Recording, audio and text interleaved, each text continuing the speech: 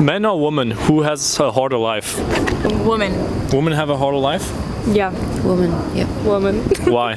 Because we have to deal with inequality for a long time and currently do so as well. What do men have that women don't? Basic human rights. Which right do? For instance, Payments. and you guys have free, I'm not gonna say what it is, but we don't have like the same access, for instance, to birth control.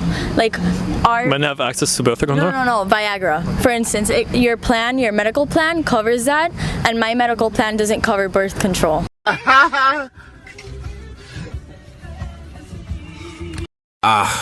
So this is what inequality looks like now.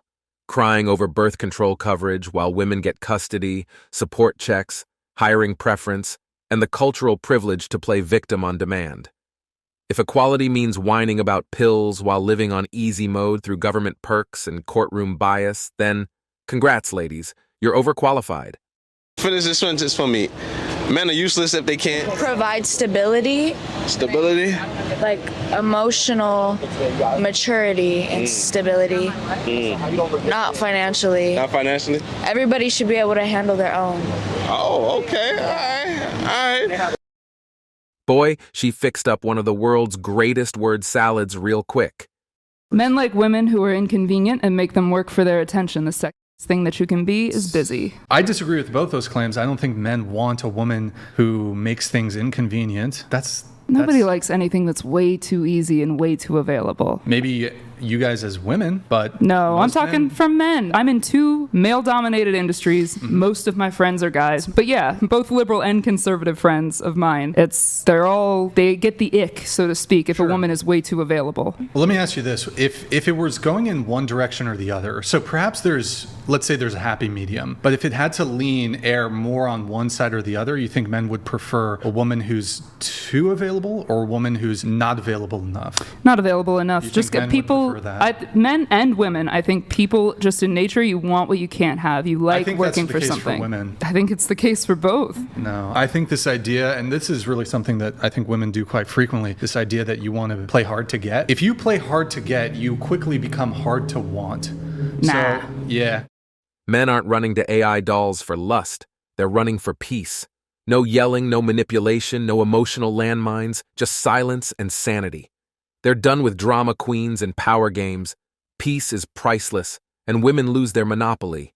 I think Chair 1 is onto something, because then why do the top 10% of men get literally thousands upon thousands of women willing to jump their pee-pees with the drop of a hat? I mean, if you talk about millions of women, like, I don't know what the exact population of women in the world is, but if you have millions of women, if 10% of them are superficial and will and I say that with a lot of love and a grain of salt, but even if only 10% of them are that type of woman, then that's still hundreds of thousands of women that would agree with that and would jump this person's bones.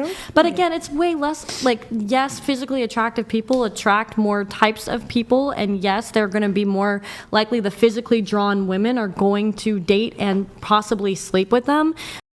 The top 10% of men get all the women, all the praise, all the options. The rest, ignored, discarded, treated like background noise in their own lives. Now those men are choosing robots, because even machines offer more respect than modern dating. I'm going to talk about what is happening in Germany, more specifically what has been happening in Germany for a year now. Berlin now has what is called a side brothel, meaning that the customers, who are majority men, have the option to rent out these AI dolls, and these dolls can have conversations with them, they can physically interact with them. The men also have the option to get, a VR headset, so it feels as real as possible even though they're only talking to a machine. They can book them for hours or even the entire night. Anybody with a couple of $100 can go to these AI dolls. Now, Philipp Fusenegger, who is, the owner of this, has said that people just feel more comfortable when they're talking to a machine because machines don't judge you. Is it that machines do not judge you, or is it that you can do whatever you want to a machine? Artificial intelligence doesn't commit paternity fraud. When women spend years screaming men are trash and treating them like disposable wallets, don't act shocked when those same men decide machines are the better deal. No nagging, no games, no courts, just peace. This place has been talked about for a few days now on TikTok. It's called Side Brothel. Side Brothel. Yeah, Side Brothel. And on their website, they name it as the world's first immersive doll brothel. And they said Brothel is a visionary sex lab and adult playground in Berlin where humans and machines passionately unite to create an immersive world together. So essentially how it works is that in this brothel, people, mostly men, of course, they can go into this brothel and then they can pick a sex doll. They can decide what features they want their sex doll to look like, the height, features, and everything. And sometimes the age, the gender. yeah, sometimes they can look a little bit prepubescent, which is the concerning part, where the concerning part comes in. And then they can decide the voice and all of that, which is powered by AI. And then they have also the VR set for a more immersive experience. Women shamed men, demonized their desires. Now they're shocked when men choose robots over them. It is old misogyny facilitated and amplified by new and emerging technologies. So we're seeing in ways in which existing forms of bias and discrimination are not just being rewritten into the building blocks of our future society, but actually risk being encoded in such a way that they're amplified. A new book by everyday sexism founder Laura Bates. She explores cyber brothels, buildings in the real world where users wear virtual reality headsets. Everything men do is instantly labeled toxic, dangerous, or misogynistic, whether it's dating preferences, emotional withdrawal, or tech-based escapism. But when modern women lie, manipulate, cheat, mock, and emotionally drain men, that's empowerment. Apparently, Detroit Become Human is real now because there is a brothel in Germany investing in S-robots powered by AI. At the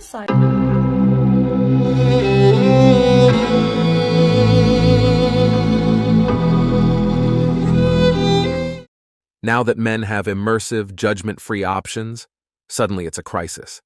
These AI brothels aren't the problem.